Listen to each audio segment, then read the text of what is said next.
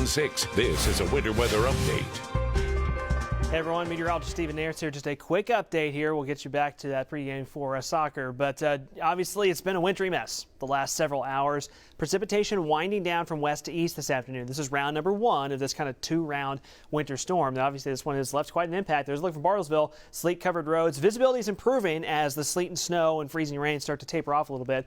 That's just northeast of downtown, the northeast corner of the IDL. Visibility looks better, but still a lot of sleet pack on those roads. We've had anywhere from an inch to an inch and a half of sleet in quite a few spots with a little bit of snow on top of that. But in Tulsa, you can see it is rapidly ending from west to east as far as the steady precipitation. Now, there's still going to be some flurries hanging around, maybe some freezing drizzle in spots. Some of the steadier precip that's still left in far eastern Oklahoma from about Salsa to Tahlequah up towards Veneta, Grove, the south end of Grand Lake. And at times, there are still some moderate to heavy bursts within this, mostly sleet primarily, but we've had some snow mixing in at times north and some freezing rain mixing in southeastern Oklahoma.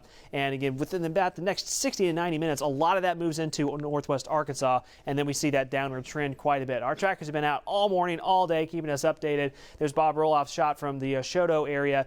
A lot of the tracker shots are going to look exactly like this. I think you've seen kind of the general trend here. Roads are pretty rough area wide. There's J.D. McManus in and around Muskogee. You can see, main highways are going to have maybe at least a lane cleared. And then you get to secondary roads, and a lot of them are just going to be totally sleet packed. So you know the drill here. I mean, if you have to drive, I know some folks have to drive and can't stay home. So if you have to, you just got to plan for a bunch of extra time as you might expect. Tim Crum in the Bartlesville area, kind of up on the hill there a little bit, beautiful shot. But of course, sleet covered roads there as well. Brandon Wells in and around Tahlequah, where you've had some bursts of sleet, at times some bursts of snow as well on top of that sleet pack. And once again, you can see not a whole lot of clear road there. Now, depending on where you are, some of that sleet can actually give you some good traction, but obviously don't get too overly confident with that as you're driving this afternoon. Voncaster has been down around far eastern, southeastern Oklahoma, back around Vian.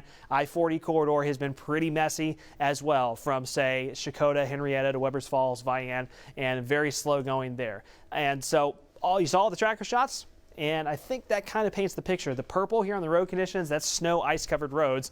We've basically got that everywhere this afternoon. Now, the tapering off of precipitation will obviously help things out a little bit, but we're still going to have pretty rough road conditions through the day and into the evening hours, quite slick, I would say, and still pretty treacherous through the afternoon. Of course, later on tonight, precipitation will be much lighter, and the second round is going to pick back up tomorrow morning. The cold is obviously something you have to deal with as well. Temperature 14, wind chill 2 below 0 with those gusty north winds.